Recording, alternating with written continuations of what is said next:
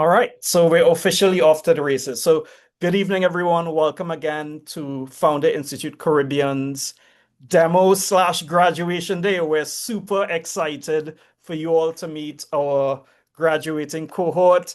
It's been a grueling 10 plus weeks. A lot of blood, sweat, and tears went in to even getting to this point.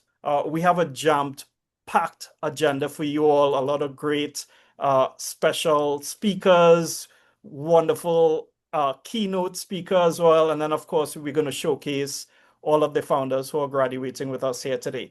So we're already 8 minutes in, so I will kick things off with some brief welcome remarks. Let's get the show on the road.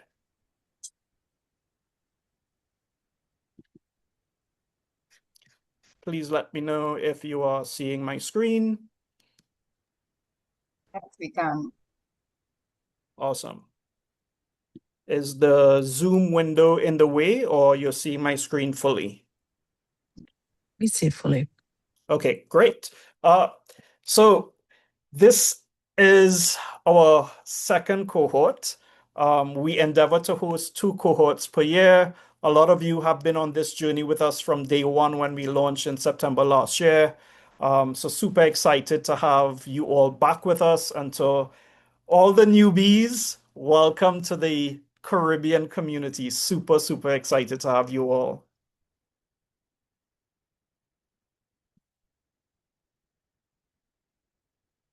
All right, so many of you are already familiar with Founder Institute. Some of you are new to the community. So for those of you that are fairly new to the community, what I'd like to share is we've been going through some major changes recently.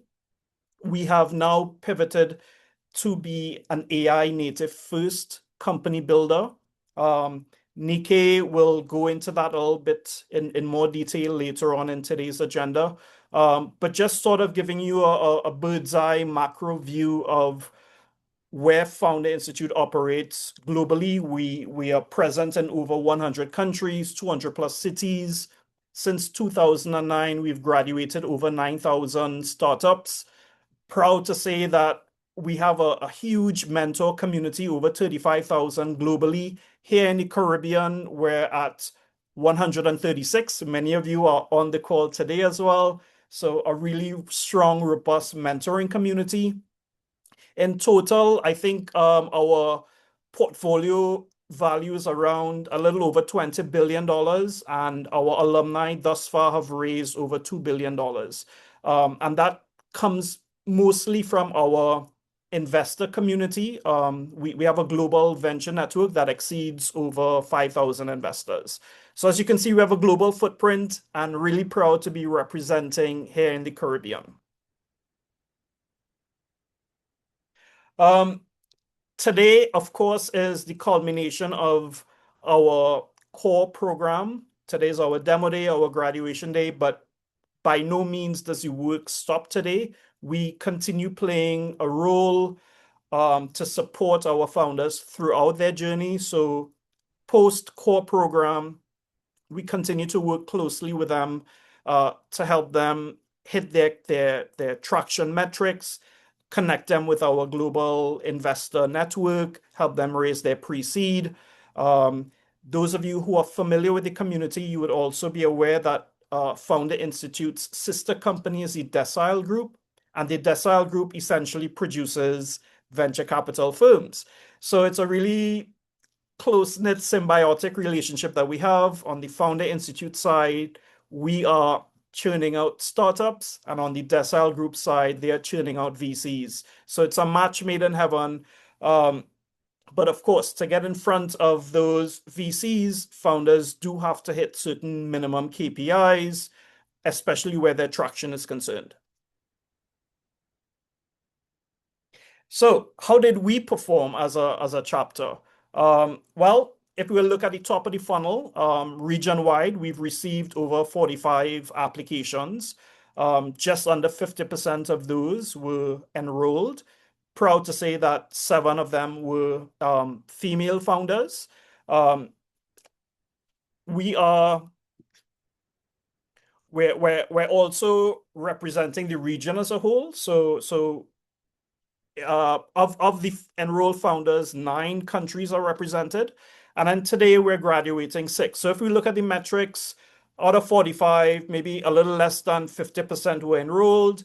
And of that, 50%, just under 30% are graduating. So what this picture tells us is that even though entrepreneurs are dreamers, I'm an entrepreneur myself, we have these big, grandiose dreams. When it actually comes down to doing the work, it's a difficult journey, right? So not everybody that applies gets in, and not everybody that gets in makes it to today. So today, though, we are here to celebrate these 6 young chaps. Super, super proud and excited for them. Their journey has just begun. So I'd love to see some emojis going on here, some clapping. So we have Andre, GHG Pro. You'll get to hear from him a little later on. Andre is actually from the UK, but he's based in Trinidad and Tobago. Brian Jimenez, Grand Hall Ventures. He's based in Costa Rica, so representing Central America. He's more on the Caribbean side, so super excited to have him in the cohort as well. Goodman Powery of Bricks Advisory. He's based in Cayman Islands. And as you all know, Charlie Kirkconnell is one of our big supporters from Cayman Enterprise City. Goodman Powery came through Charlie's programs in Cayman Islands. We also have with us Jean Rosario from Lodley. He is hailing from the Dominican Republic. And Milagros, I know you are also in the Dominican Republic, so your country is being represented. Really happy about that. Macasey Alexander, also from Trinidad and Tobago, and Macasey actually participated in cohort 1 and rejoined us for cohort 2. So he's demonstrating that, hey, even though he went through some hurdles, some challenges in the first cohort, he was persistent, he was resilient, he came back, and he's at the finish mark with us here today. So really happy to have him here as well. Dr. Romario Thomas doing fantastic things in the health tech space in Jamaica. So everyone on the call today, this is our graduating class. Unfortunately, of the 7 females, none of them made it to the finish line. However, the vast majority of them have expressed an interest in returning for our next cohort that starts in October. So we hope to continue working with underrepresented founders based on gender, based on location, and really be a catch-all for the Caribbean. So give it up for our graduating class. Today would not happen, of course, without our team, our mentors, and our partners. So my team, everybody is here on the call. So you would have heard earlier on from Adana. Dana John heads up our communications. Dr. Nike Schmidt. The founders especially know Nike really well because Nike leads our program. So she liaises one-on-one with the founders, particularly.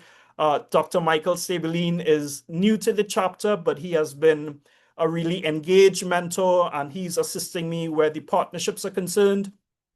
Our partners, Cayman Enterprise City. So Charlie Kirkconnell is here with us this evening. He has been a day one supporter, just as Levuka Venture Lab. Neil Sumaru is here with us today.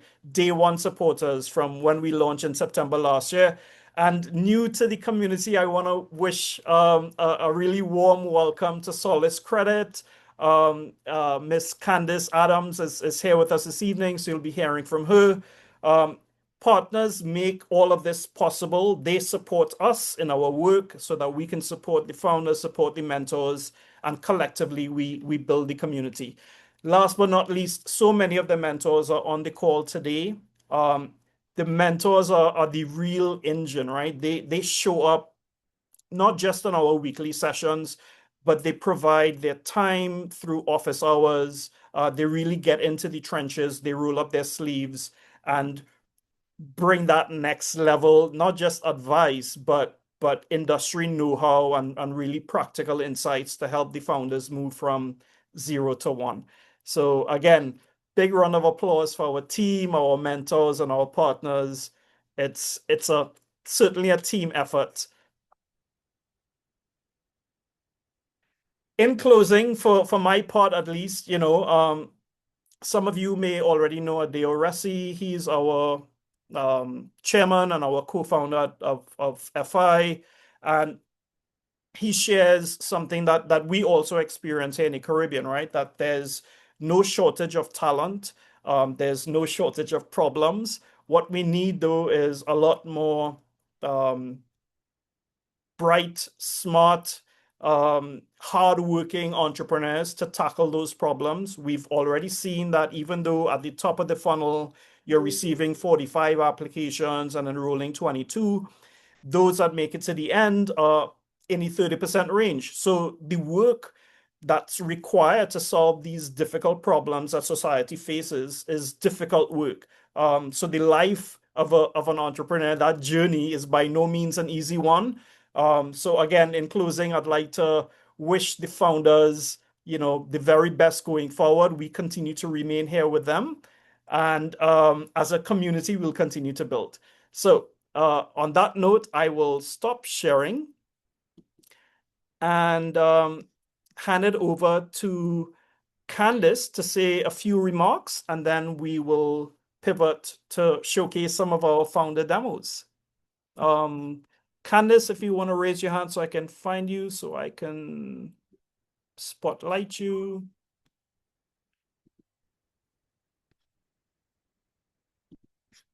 Is Candice on? Okay, I don't think she's on. All right, so in that case, Nikkei, we'll go to you.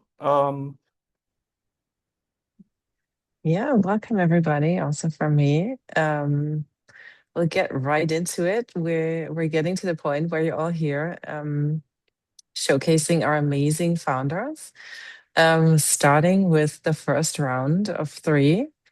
And I very much hope the video works. Let's see.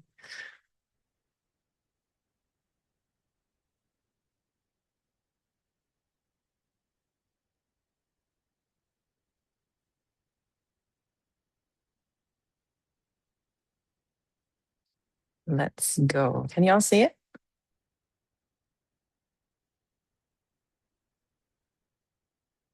Yes, but not hearing though. Obviously. We had some technical issues before the meeting, of course, today. So give us a second to fix the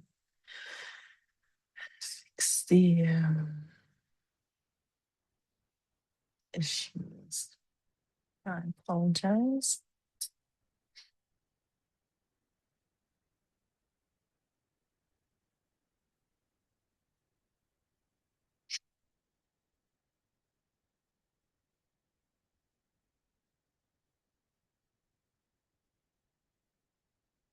Okay, now it should work. Murphy's Law at work. Yes, always. Okay, let's go again. Can you all see the screen? Yeah, seeing the screen, but still not getting any audio. Welcome to GHG Pro. Okay, getting audio now. Caribbean and greenhouse gas emission tracking software. Through creating your own organization, you can track emissions across multiple properties all under the same profiles. What this means is that you have the opportunity to gain amazing insights about your organization all under one roof. You can customize your emissions profiles. Each and every one of your properties are unique and their emissions are just the same. We give you the opportunity to pick and choose the types of emissions you'd like to track per property.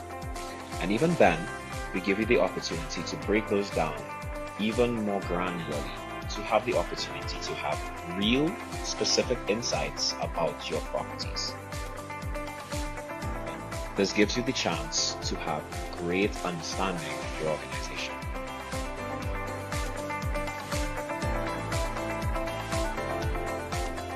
GHG Pro gives you the opportunity to select the time periods that your data is relevant for, and gives you the opportunity to customize your reports based on how your emissions data is collected.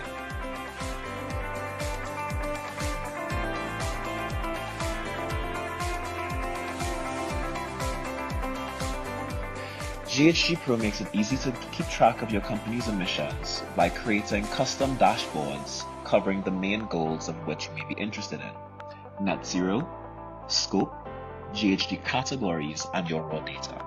This gives you the opportunity to, at a glance, gain great insights about where your emissions are and how far along you are from reaching your goal of net zero. Setting your goals. We know that every organization is different. Therefore, giving you the opportunity to create your own goals and work towards them is something that we consider a paramount feature. Here, you can select what emissions you'd like to track and over what period of time you'd like to have it reduced. Through this, you can keep better track on your goal to reaching net zero. Projecting your future. Your organization can get an idea of how to reduce its emissions through our offset projections, and we give you multiple opportunities to see how you can reach your goal. The future of the planet starts with you. Get started with GHG Pro.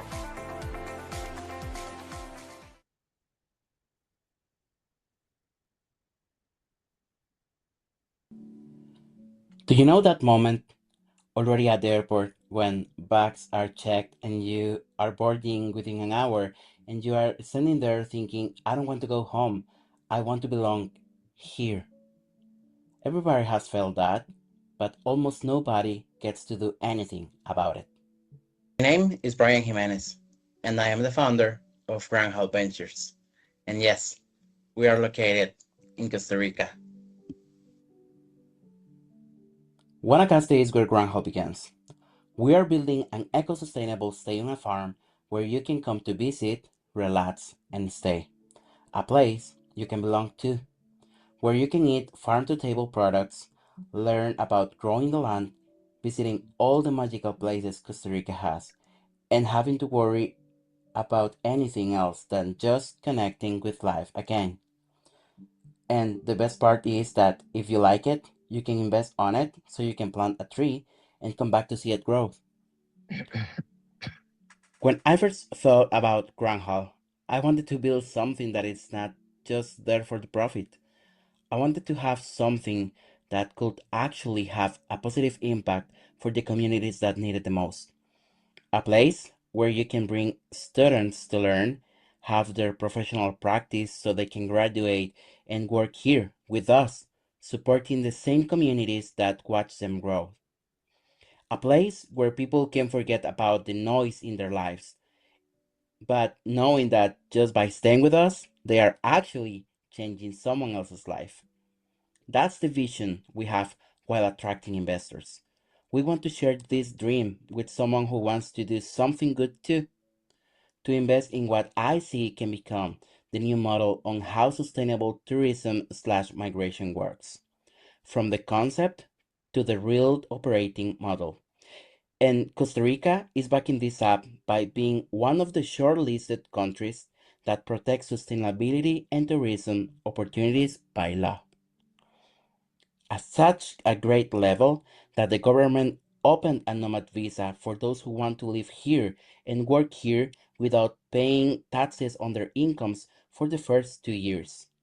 No wonder why Costa Rica moved almost $400 million in tourism just like year and is on the top ranking on happiest places on earth.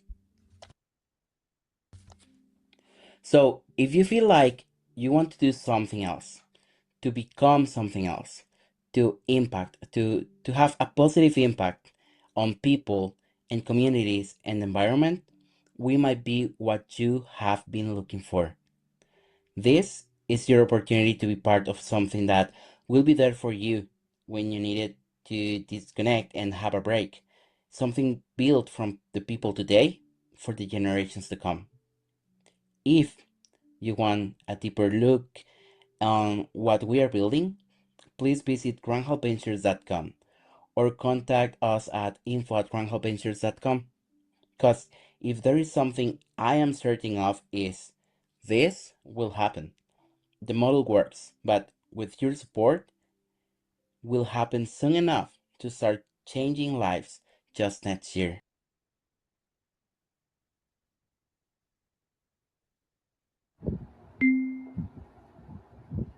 In the Cayman Islands, a developer can lose up to $100,000 to over $1 million before a single wall goes up. Currently, there is no independent stress testing service in the market to catch this. 35% of local construction intentions fail, and every one of those failures means stall financing, pause construction, sometimes receivership, real losses for people who trusted the numbers. Developers are stress testing their own deals and finding out what breaks before it's too late. Hi, my name is Goodman Pari, and I'm the founder of Bricks Advisory. I spent nearly 20 years in banking, and I've sat on the other side of the table in the room where credit committees kill real estate deals, sometimes over problems that could have been caught months earlier. I built Bricks Advisory to catch those problems first. Bricks Advisory core product is a deal intelligence report delivered in under 48 hours with two more tiers for when a deal needs a full committee grade underwrite or ongoing portfolio review. Here's a deal intelligence report in action. Grove Residence, a sample 18 unit development in Grand Cayman.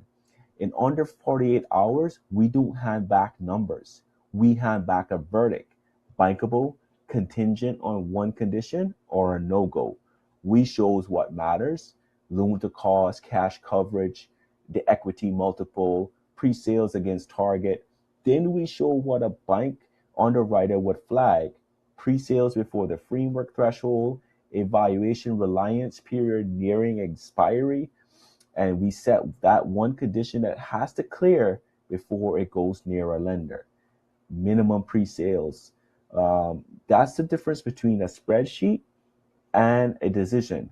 A developer walks in already knowing what the bank will ask. A lender gets a report they can act on immediately. This isn't theoretical. Our founding engagement was a live residential development, and we delivered two full deal intelligence reports inside the 48-hour window. A second engagement is in scope at $30,000 pending final inputs. Advisory board conversations are underway with 3 candidates, and our referral pipeline has warm relationships in motion across the region. Bricks Advisory exists to put real underwriting rigor in front of every real estate decision in this region, before the capital moves, not after. We're not asking you to imagine if this works. It already does. Thank you.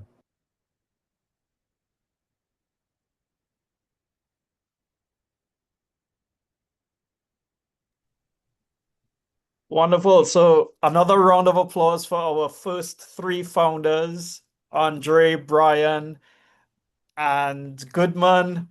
Really excited to showcase them. Really excited to continue working with them as they move on to start building some traction and raising their pre-seed.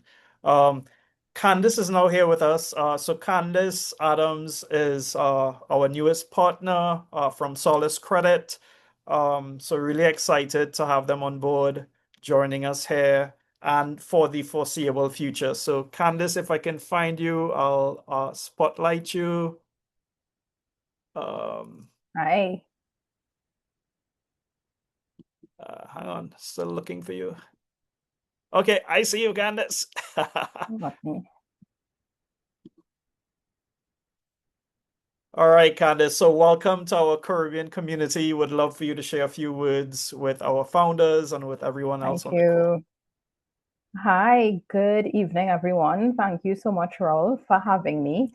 Rawle and I only recently met, but so far, just the little bit that I've heard in the short space of time that we've spoken, everything is very impressive. I did come in a bit late, but I was supposed to come in before some of the presentations started. So I'm happy I got to see 3 presentations so far.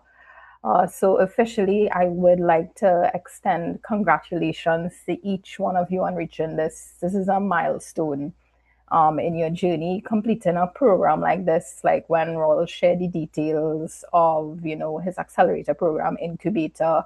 Something like this takes commitment.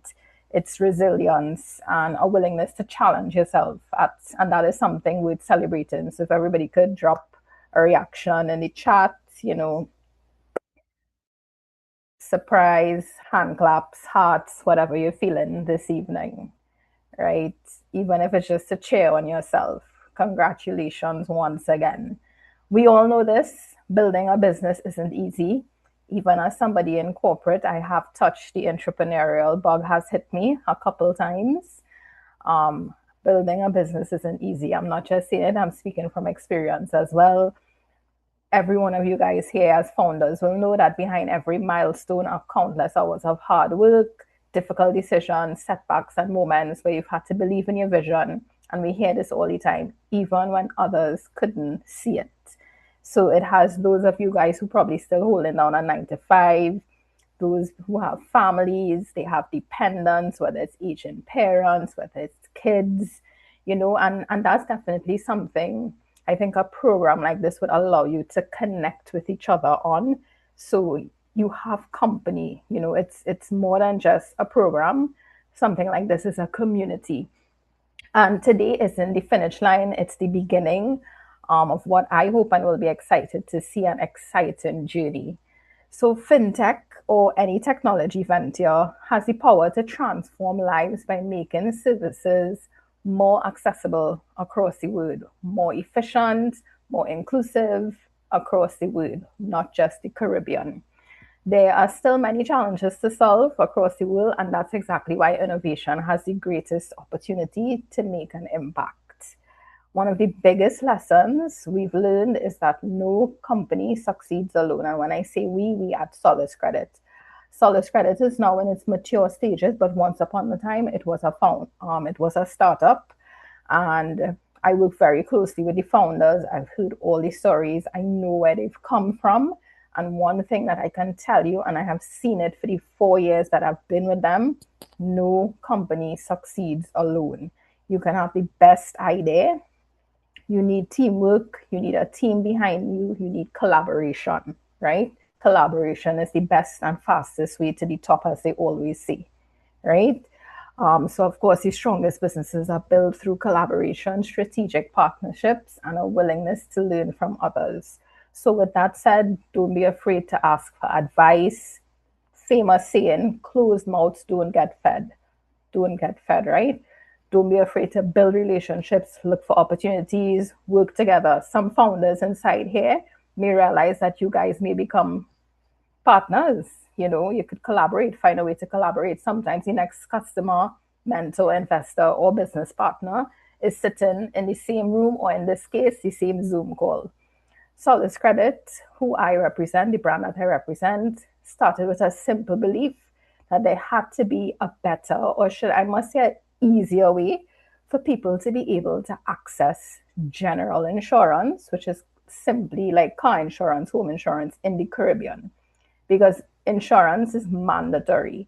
So that idea today grew from just an idea to a business now that has served over 10,000 customers across 3 territories in the Caribbean, and we're continuing to grow and continuing to expand. And I joined at a very pivotal point. It has been exciting as well as challenging so far. So this is just a reminder. I would say our business is a reminder. This brand is a reminder how meaningful innovation is. And it doesn't always come from creating something entirely new, but it often comes from solving an existing problem in a better way.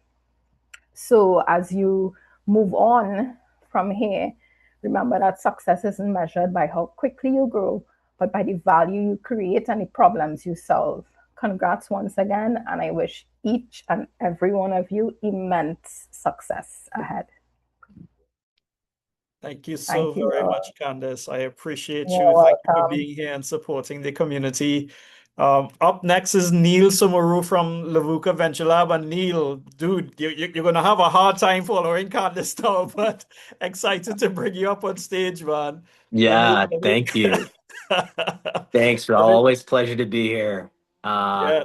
And Let me Candice, get it's you so I nice to can meet you. spotlight And you. yeah. One second. I haven't found yours yet. All right, hang on.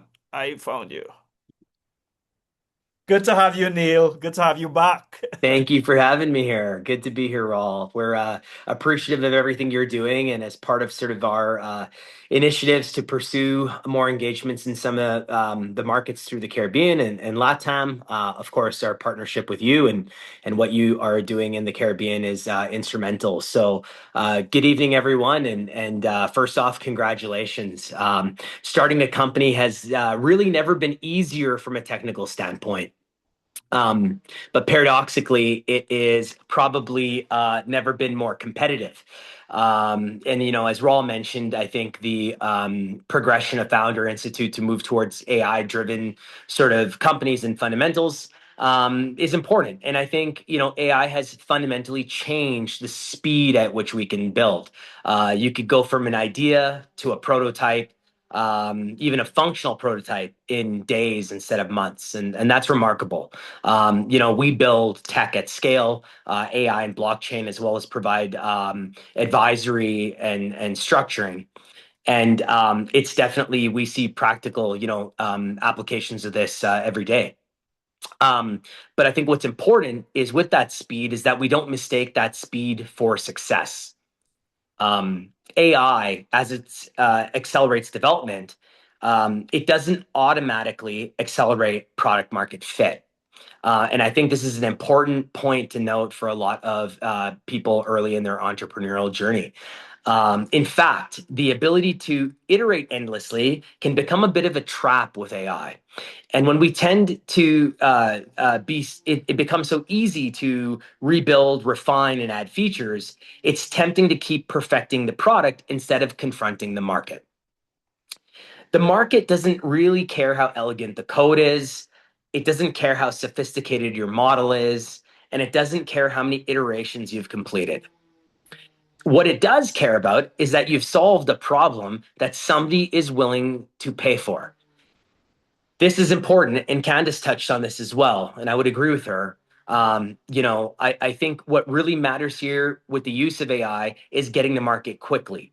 Not because you should launch an unfinished product, but because you need to pressure test the assumptions you've made against reality. An MVP is not the finish line. It's the beginning of a conversation with customers. It's a proof of concept that's valuable, but that proof of concept is not the same thing as a scalable company. And for scaling companies, the fundamentals have not changed. You still have to understand your customer. You still have to build a viable business model. You still need commercial traction, and you still need the financial discipline, and you still need to execute. As long as you present your companies today, as you go through presenting your companies today, remember that your pitch is not simply about demonstrating what you've built, but it's also about demonstrating that you understand who needs it, why they need it, and why they would be willing to pay for it. AI can help you build faster, but it cannot create the conviction in the market for you. The second point I want to leave you with is this. It's really important, I feel right now, that we don't use AI to outsource our actual judgment. What I mean by that is a lot of my work at Levuka has transitioned to advisory, as well as building our governance research initiative. And one of the clearest lessons that we've learned from AI is that it can synthesize tremendous amounts of information. But that synthesis is not judgment. AI can generate options, it can identify patterns, it can challenge assumptions, and it can help you scale faster and think more broadly. But it cannot assume the responsibility for the decisions that you make. When the decision is made, you are still accountable. You are still the founder. You are still the helm. So use AI aggressively. Let it make you faster. Let it make you sharper. And let it help you build faster. But remember that your competitors also have access to all these same tools too. Access to AI is not a durable competitive advantage.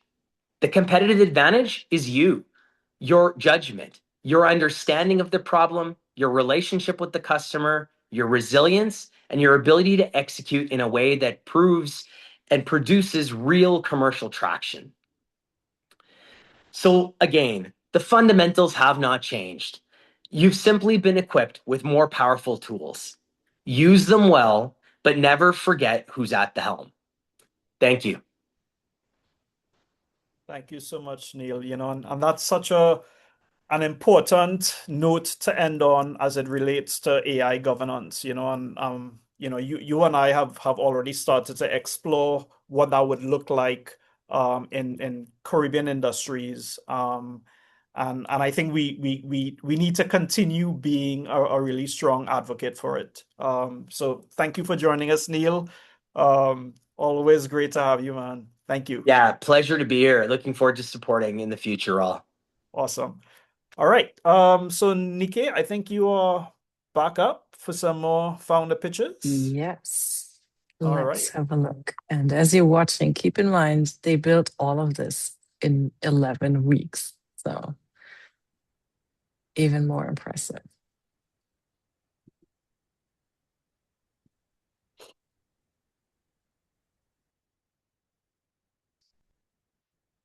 Let's go.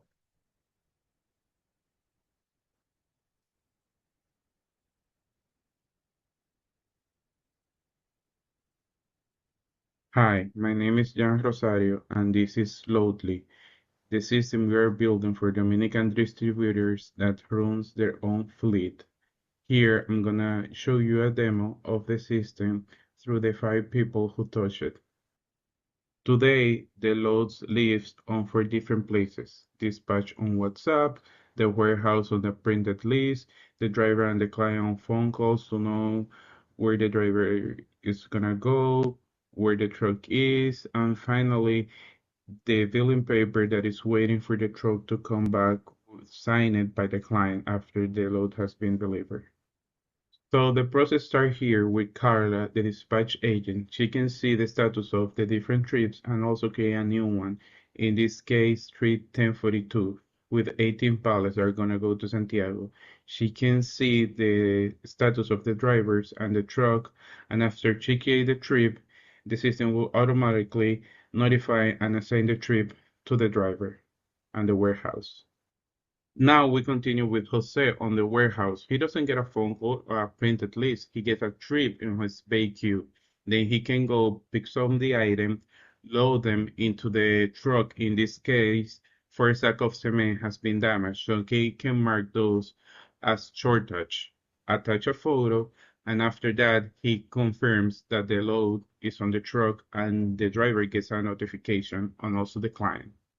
Now the process continues with Ramon on our driver's app, which basically can do 2 things: start the trip, which immediately start recording the time and the GPS, and end the trip after the load has been delivered to the client. Proof of delivery has been taken and conduce has been signed digitally. On the customer side, they will get a notification message after Ramon, the truck driver, has started the trip. In this case, they will see status and information related to the order. In this case, 4 sack of cement has been damaged, so they get a credit note issue on the system and they can see it. And also when the loads gets there, they also have the information about what they can expect. After the client and the truck driver both confirm that the load has been delivered, Anna will get a notification to continue working on the billing process, on the credit note that has been issued, and also see how much this trip has cost to the company. So we took one load and converted into one record with dispatch, proof of evidence, invoice, cost, everything in one place. So this record converts into the data layer where everything else is gonna run up based on our roadmap. This is Loadly. This is a transportation management system for the distributors on the Dominican Republic. Thank you.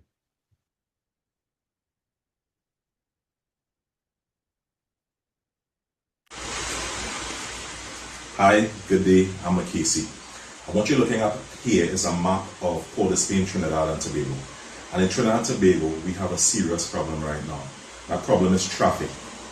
Data shows us that annually in Trinidad and Tobago, traffic costs over 2.2 billion in total economic costs, 1.37 billion with respect to our GDP, percent of our GDP, and actually over 793 actual working hours. that works out to 33 days a year of individuals being stuck in traffic.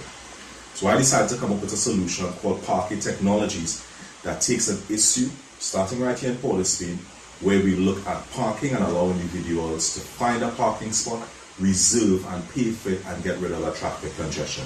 To give you more information on it, I'd let my friend Jenny tell you about it.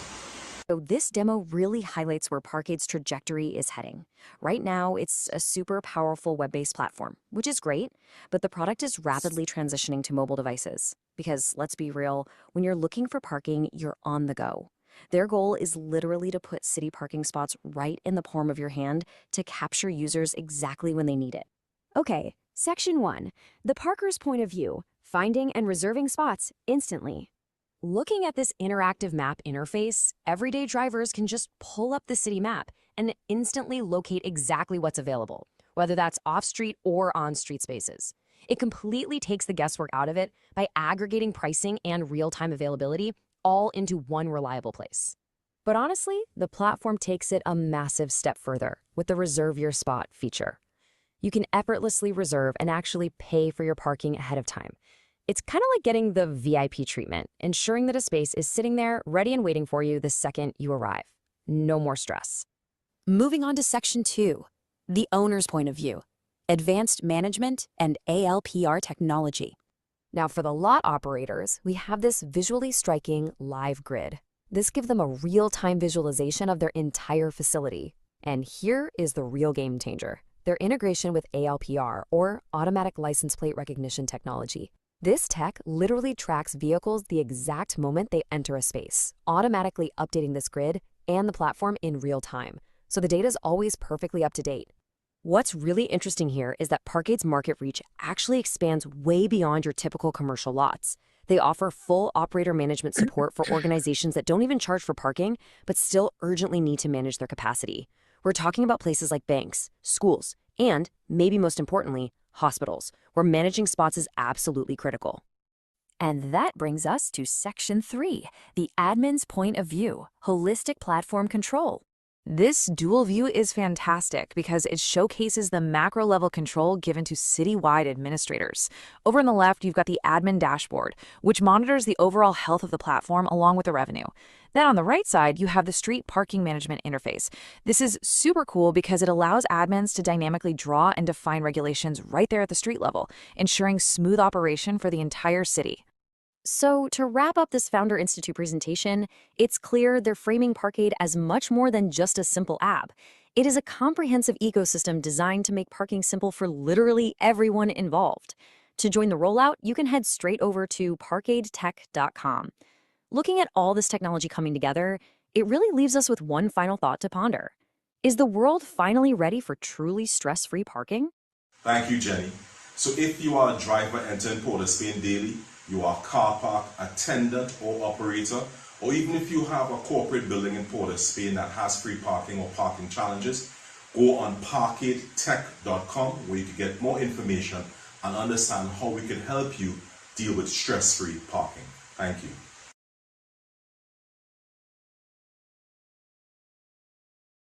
Horatio was a farmer, father, and a breadwinner for a family of 6. When a lesion appeared on his foot, he visited Dr. Sarah Tillman, an experienced GP in a busy rural community. With no dermatologist nearby and limited diagnostic support, the lesion appeared to be fungal and was treated accordingly. Months later, Horatio finally received specialist care. It was advanced melanoma, and within 6 months, his family lost the person they depended on the most.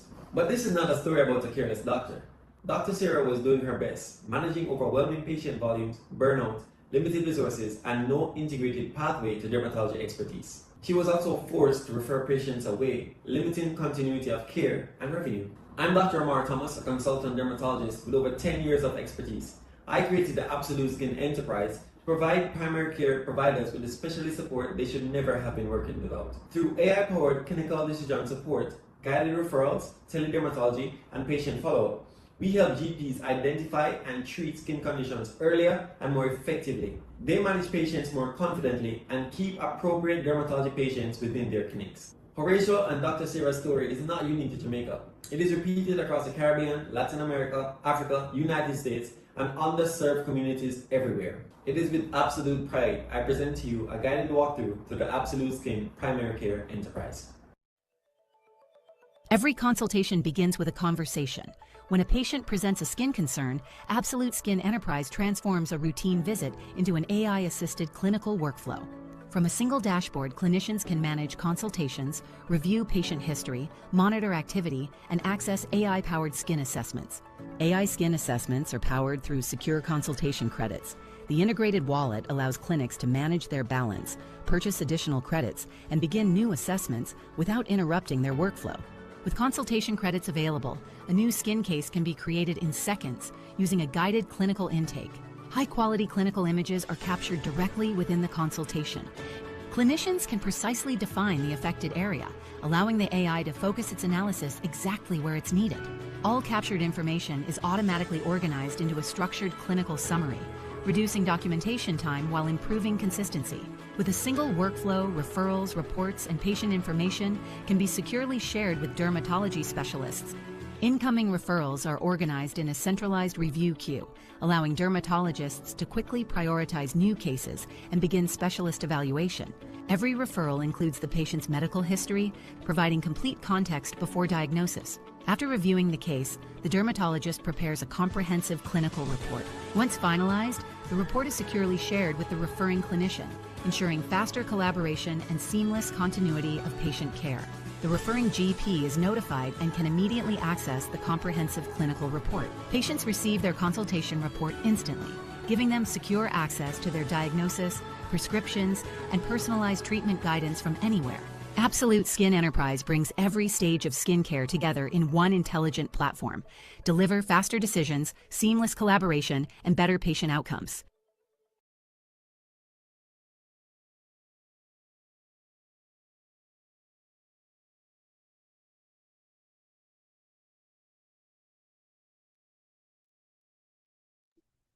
All right. Congratulations, Sorry, Nikki, founders. yeah. You made it.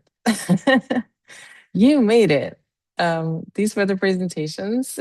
I hope everybody can see what a range and diversity of ideas we had in our program, what a diverse geographic what a geographic diversity we have. Everybody brought in their incredible expertise. So these are not the proverbial college dropouts. These are people with domain expertise, deep domain expertise, that were able to build something impressive, as you could all see, in only 11 weeks. It was a great pleasure to see all of you thrive within these 11 weeks. I know I've been breathing down your neck all the time, and I'm sure there were some moments where you wanted me not to be there and breathe down your neck. But I hope you also enjoyed this journey as much as I did, and I'm very, very proud and very happy to see you all presenting today in your videos. And I hope you can enjoy the celebration today. No pitching today. For the audience, we've been emphasizing pitch practice to no end. So I think you can all call them at 3 a.m. in the morning, and they can all give you a 3-minute pitch. But I hope this will all serve you as you go on with your companies and enter the next phase of your business. And that's it for me for now. And I'm handing it back to you, Rawle. Right. So thank you again to the founders. Thank you, Nikkei. We're doing really good on time. So I'd like to invite Charlie Kirkconnell to the stage. I'll spotlight you. Charlie, as I shared before, is from Cayman Enterprise City, and Jason Butcher is also on the call. Jason Butcher from Orbit Capital introduced me to Charlie. And when I first met Charlie, I didn't need to explain anything. I didn't need to do a deep dive. There was no presentation. Jason did all the selling. Charlie was like, Rawle, I'm here to support you. So Charlie, welcome back. The floor is yours. A pleasure to be here, and pleasure to be involved yet again. And thank you to Jason for making the connection. We saw the value of what you and your team are doing immediately, Rawle, and we're delighted to support it and to continue supporting it. And one thing I'll add is, we're, Cayman Enterprise City is, we have a for-profit business. It's a special economic zone here in Cayman, but we also have a nonprofit organization that is focused on career development and entrepreneurship, ecosystem development. And when Jason, presented us with the opportunity, it fit perfectly with something that we were looking for. Because it's one of the things we've learned about an entrepreneurship ecosystem is that you can't do a little bit. You have to if you're going to present a proper ecosystem, there needs to be the full set of components that support projects, and the FI Caribbean program fit perfectly within what we're trying to do here in Cayman. Thank you again, Jason, and I'll say congratulations again to the FI team. This is your second graduation ceremony. I was at the first and had an opportunity to speak there as well. I know what the projects have been through, but we also, also know about what the FI team, FI Caribbean team has been through as well.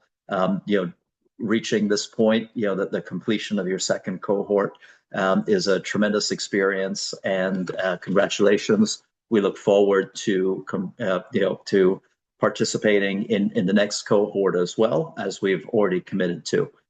To the program itself, and again, and apologies, I did say this at the last graduation as well, but I think it's an important point for projects to take on board, to the extent that they haven't already, is that you've been through a very difficult program. It's designed that way for a reason,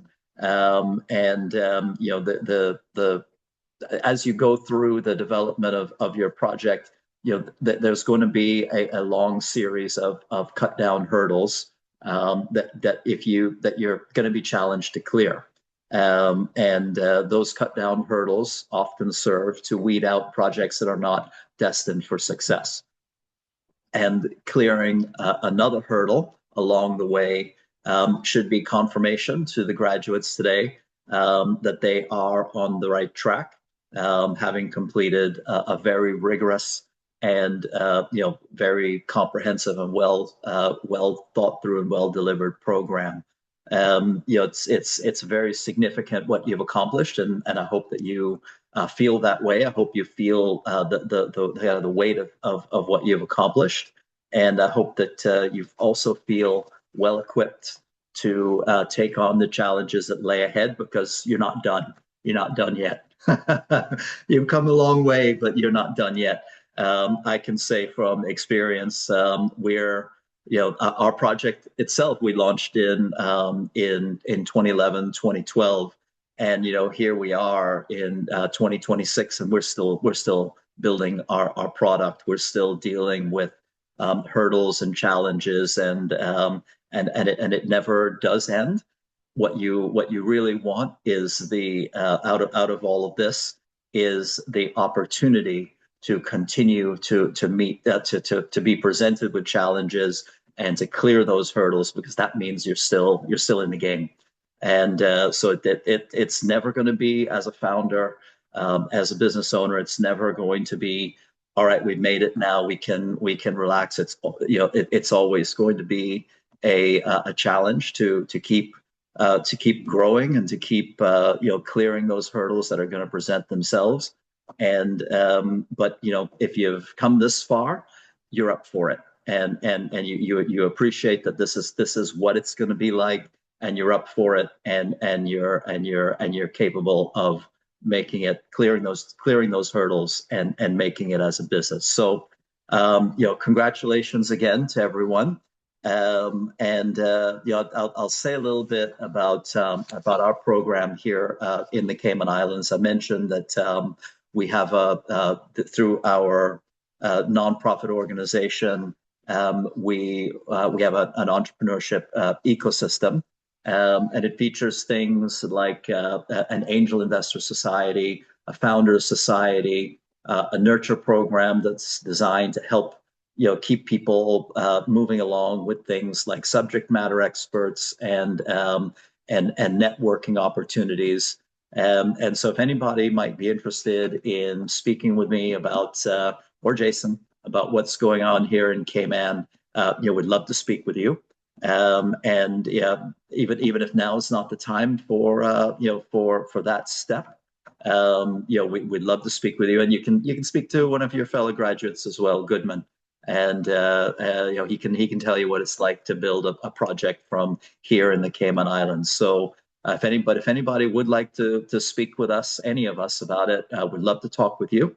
And I'll leave my sales pitch at that. And come back to saying congratulations to FI, Caribbean, and the whole team, and to the graduates. It's a very special day for all of you, and congratulations again. Thank you. Thank you so much, Charlie. We truly appreciate you. And I mean, the relationship, we gel, and it's always great to have people that gives a pleasure to see and to hear from, and it makes the work that much easier. So thank you again, Charlie. All right. So I'm going to hand it back over to Nikkei, who's going to share a little bit about how we've transitioned in these past few months to more of an AI native first community. This cohort 2 were sort of the guinea pigs. So they had that first opportunity to test a lot of the tools and the agents that were incorporated into our redeveloped platform. So going forward, we hope to refine that offering and help non-technical founders go from 0 to 1 that much faster. So Nikkei, hand it back over to you. Thank you. Oops. Second. Oops.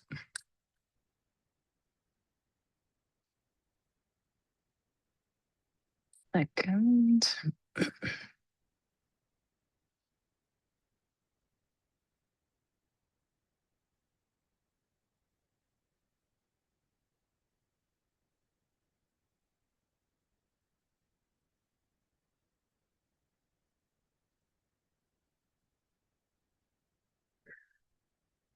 Where's the presentation mode? Where's the presentation mode? Sorry, 1 second. Murphy's Law at work.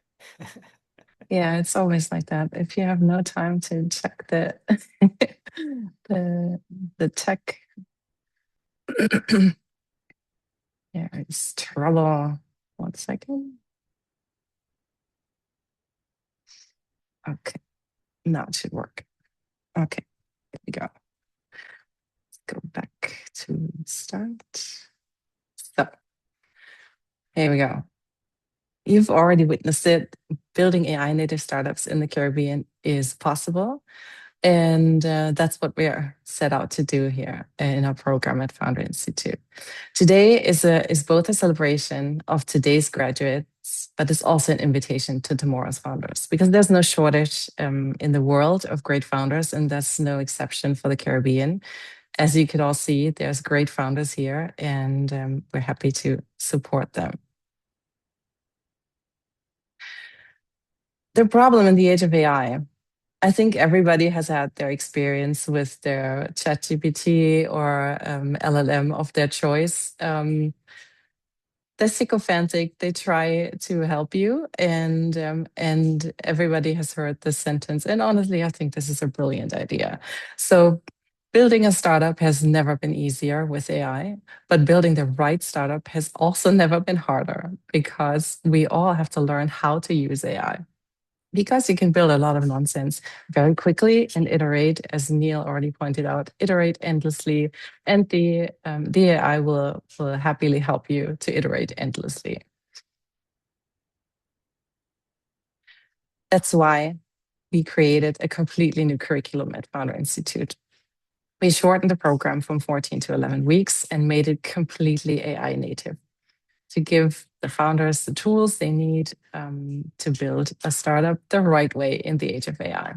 So in just 11 weeks, as I said before, our founders went from an idea to an incorporated investment-ready company assisted with AI and supported by AI.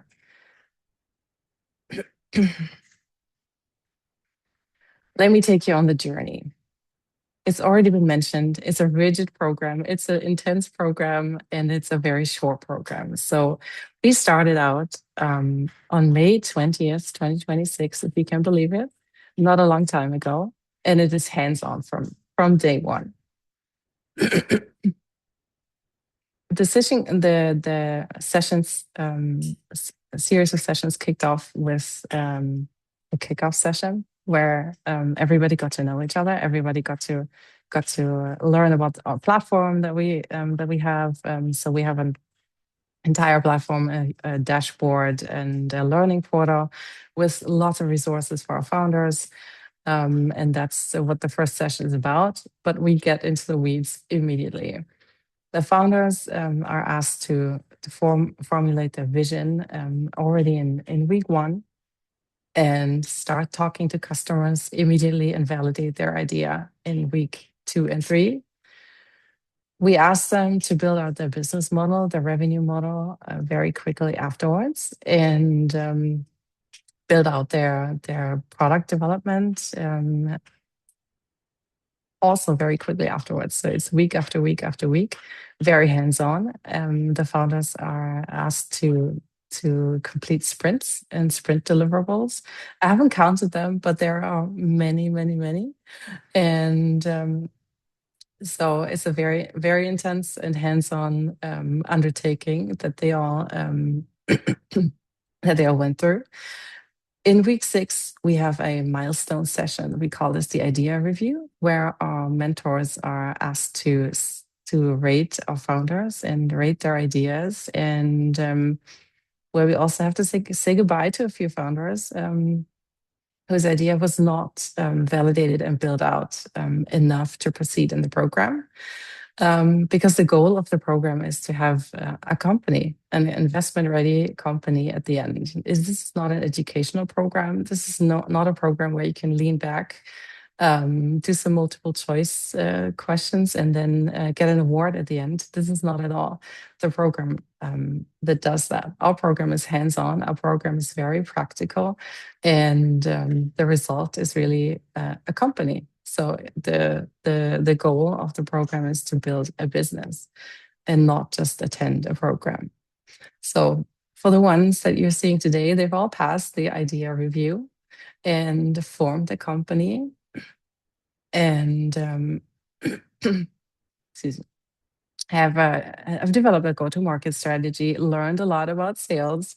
Some of them already have first traction, which is very impressive after this short amount of time, and are now in the phase of fundraising. This is still ongoing. Obviously, this is not a thing you can do in 1 week. And but they all started, and they all, as I mentioned before, practiced the pitches quite a bit, so they're ready for whatever comes next. And now it's the 29th of July, and we're here and celebrating demo day already. So you can see from day one, it's hands-on. It's an intense program, but we're very, very proud to see the amazing founders who made it through the program.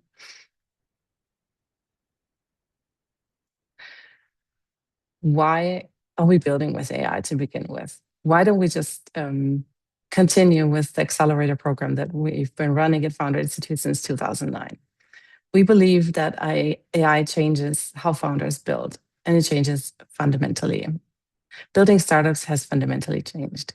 Instead of spending months researching, planning, and outsourcing development, founders can now validate ideas, build products, and iterate with AI from day one. So the problem that most founders faced in the past was that they didn't have the the technical co-founder. That's one of the biggest problems that always comes up when you talk to founders. They have a great idea, they talk to a lot of people, but they don't have anyone who can build out their MVP. And this is definitely a hurdle that AI kind of takes for our founders, and that we very much encourage. That's why we very much encourage the use of AI tools.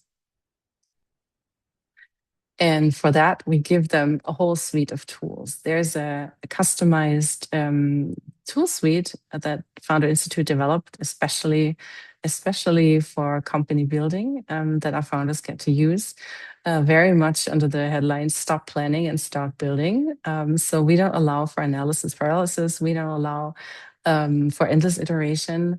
We encourage the use of these tools rigorously, and not only to build the product itself, but also to build their own curriculum. So the curriculum is no longer super rigid. The curriculum allows for personalization as well too. So wherever the founders are in their journey, they can personalize their own journey with AI. So we have a founder GPT, for example, the AI founder sidekick, as we call it. So you can give it your pitch deck and get feedback on it. We, as I said before, remove the analysis paralysis. You can absolutely customize your experience during the program. You can actually solve the problems that you have, because the problems might be different. The problems Goodman was facing were maybe completely different from the problems McCasey was trying to solve. So that's what that's about. We give them a skills library, a Claude skills library. There is a startup idea engine. If you're kind of stuck and you need to pivot your idea, there's an AI to help you. And of course, there's all the powerful integrations for all the other tools that you're using. You can check them out here. I added the little QR code, so if you're curious, you can get a little preview. They're exclusive for our founders, but you can get a little preview and idea what we're offering here.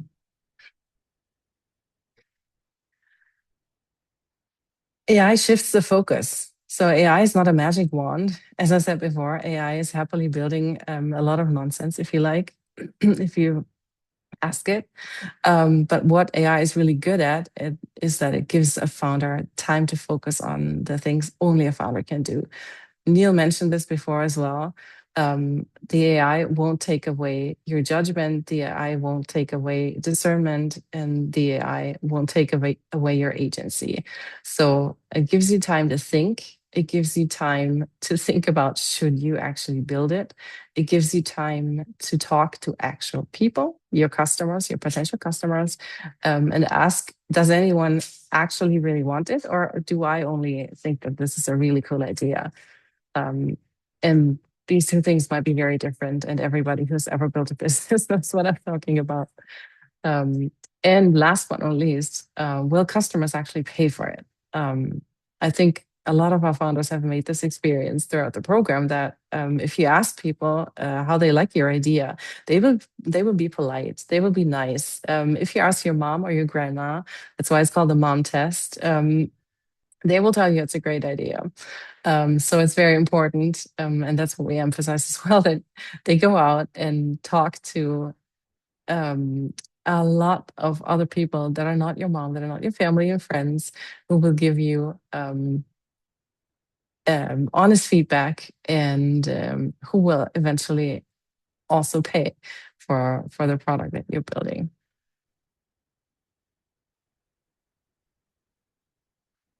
AI also changes who can build and who can build faster now. AI dramatically lowers the barriers to building. The scarce resource is no longer technical execution. It is domain expertise and customer insight. So you do not necessarily need a CTO or a technical co-founder from day one. AI can bring you to an MVP stage much, much earlier and much, much faster. So the real barrier is actually domain expertise and customer insight, knowing what to build. having actual experience in seeing and witnessing problems in your professional career. Maybe you worked in corporate for 20x years, and you've seen problems repeat over and over and over again, and you're now sitting on this idea, and you can actually build it without having to hire anyone, without great capital expenses, without spending too much time.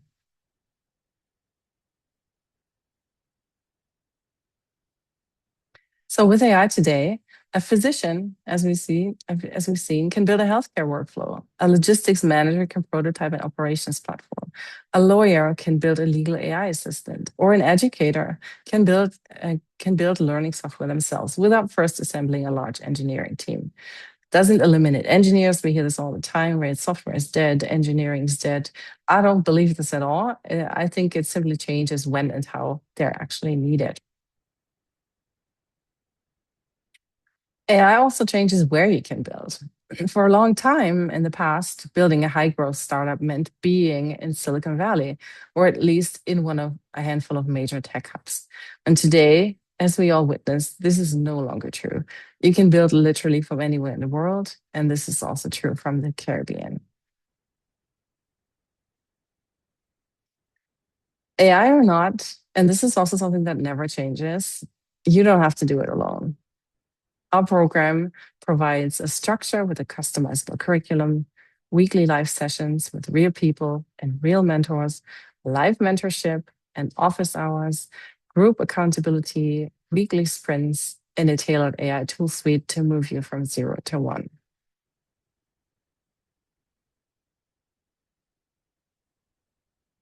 And our graduates are living proof of that. Over the last weeks, they've shown that great companies do not start with a zip code. Great companies start with founders who understand a problem deeply and are willing to execute. And I might add, are also willing to suffer like a little bit, because we all know building a business is tough, and the program is tough by choice. Because if you cannot go through the program, you probably won't be able to build a real company, because this is very much preparing you for the real world, and the real world is 10 times harder than this program.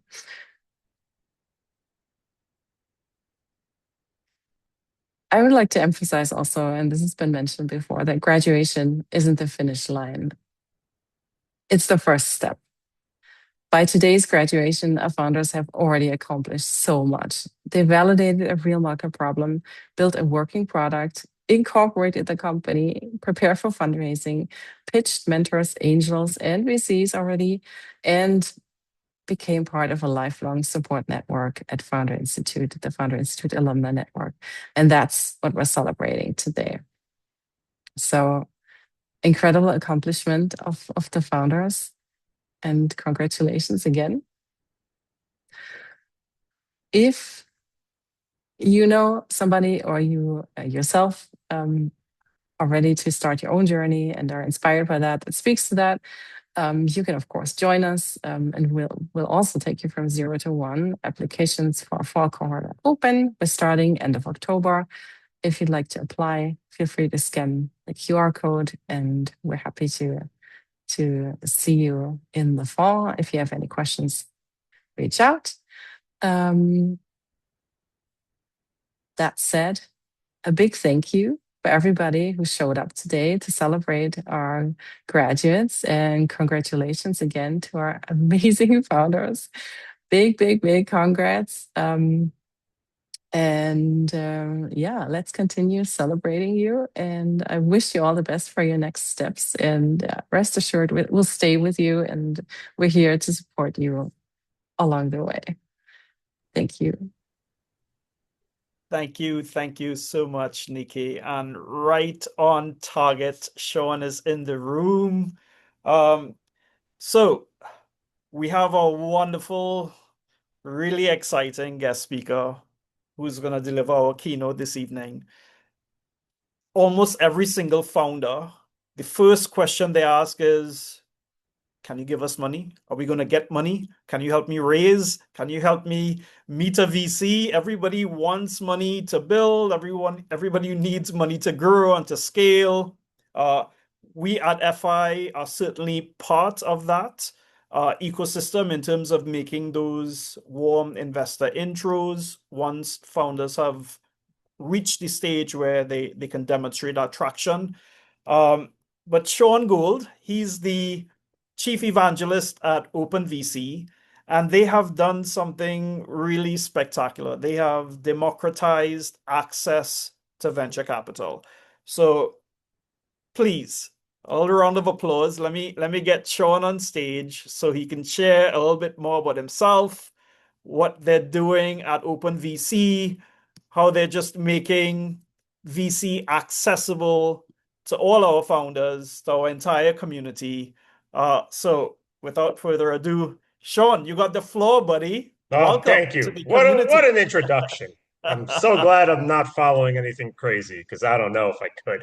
But thanks for having me. I appreciate you being here. Yes, I'm Chief Evangelist at OpenVC. We rocking the swag, and I'm bringing gifts. I got my free invite link for everyone to join. I am dropping that into the chat with my LinkedIn. I post daily startup content. Keep it fun, keep it loose, keep it funky, keep it fresh. I put the fun in fun.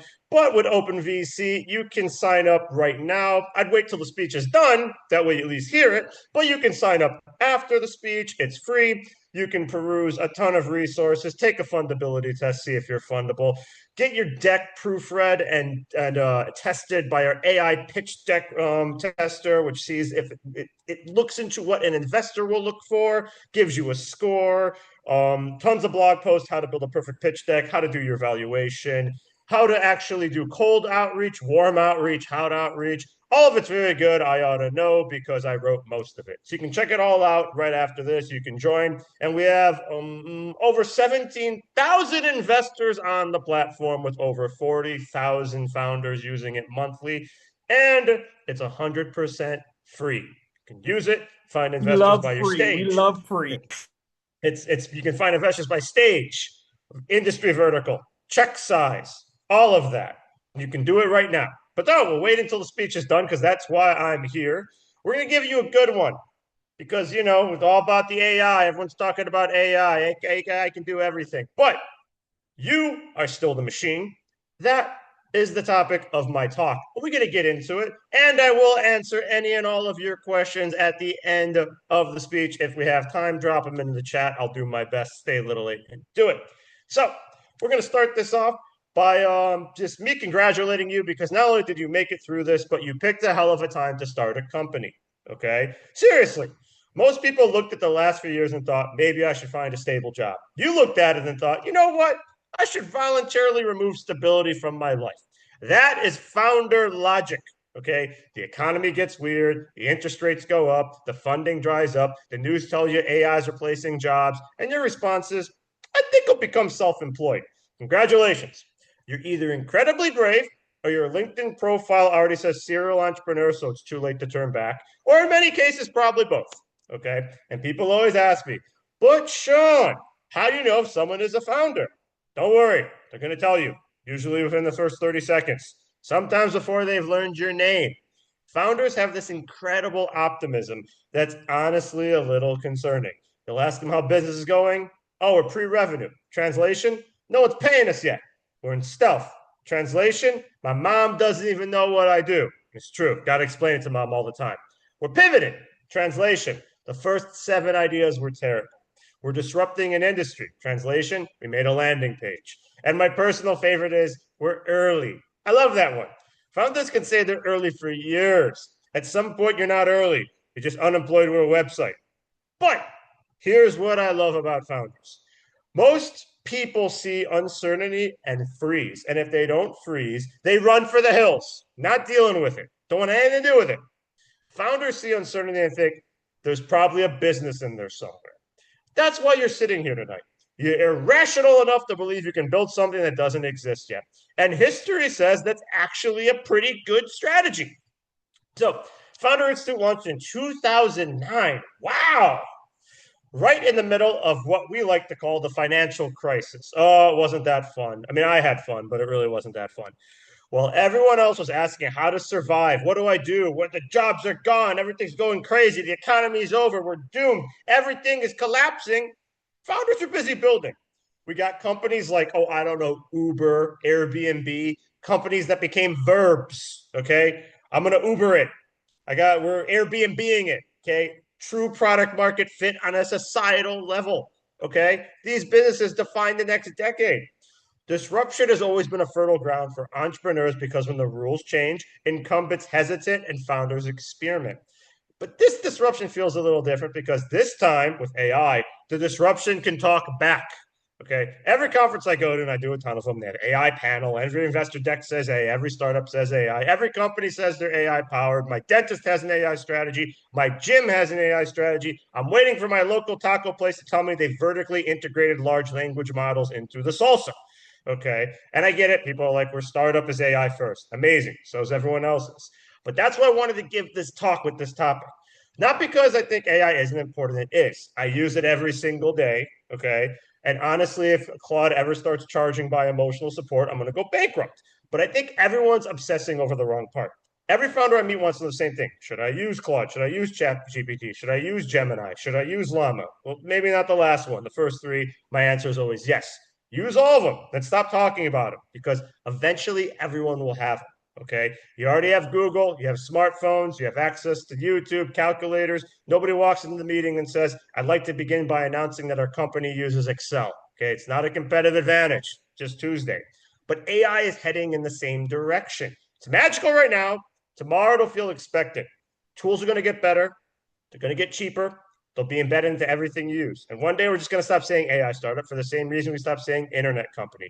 At some point, everything was an internet company. We're heading into the same future with AI. Okay. AI is going to displace 92 million jobs by 2030, according to the World Economic Forum. Okay. It's going to happen. But it's going to create an additional 170 million new ones. So it's a net gain. It means every founder of this room will be building in a world where AI is simply part of the infrastructure. So here's the question that's been bouncing around in my head. What happens when everyone has access to the same intelligence? When everyone can build faster, write faster, research faster, launch faster? When everyone has the same superpower? Where does the advantage go? I think it goes back to where it always belonged. You, your brain, your judgment, your taste, your curiosity, your ability to notice something everyone else ignores, your ability to ignore a good idea in favor of a great one, your ability to hear a customer say one thing and realize they actually mean something completely different. That's not something you can subscribe to for $20 a month. And that's why I titled this talk, You Are the Machine. AI is going to make us faster. There's no doubt about it. But it won't decide where we're going. Still your job. And I think that's becoming the most valuable skill in the room. Why? Let me explain. Let's assume something crazy. Let's pretend every single founder in this room gets exactly what they want. The best AI. Unlimited tokens, every premium subscription under the sun. Claude Max, ChatGPT Pro, Gemini, whatever OpenAI announces tomorrow, we're still trying to find out yesterday's update. Everybody gets it. Now what? Does everyone become successful? No. In fact, I think something much more interesting happens. The competitive advantage disappears. Imagine if tomorrow morning every basketball player woke up 7 feet tall. Congratulations. Height is no longer impressive. Now you've got to figure out who can actually play basketball. So what's happening with AI? Everyone keeps treating AI like it's the advantage. I think it's becoming the admission ticket. It's like email. Nobody brags about having an email unless they got a cool one, like Cool Dude 2004 or something. It's expected. Nobody says our company has electricity, right? AI is heading in the same direction. 5 years from now, nobody is going to introduce themselves as an AI founder. It'll be like introducing yourself as an internet founder. It'll just be founder, which means the game changes. Everyone has access to it. There's a quote from Naval Ravikant, because we always got to quote him in these. And he says, escape competition through authenticity. Ooh. I think AI is accidentally making that quote more valuable than ever. Okay. AI is good at giving everyone approximately the same answer. It defaults to the average. Okay. Ask ChatGPT for startup ideas. You're going to get all the different sales, recruiting, healthcare, blah, blah, blah. It's the same thing. Okay. We're all one prompt away from disrupting the same thing. And I know what you're saying. My idea is different. Is it? Or did you ask a machine trained on the entire internet to help you come up with an original thought? I've noticed something online, you probably have too. Every LinkedIn post suddenly sounds familiar. I've been reflecting lately. I used to think 3 lessons I learned, the future belongs to blah, blah, blah. It's like we all hired the same ghostwriter. No, okay?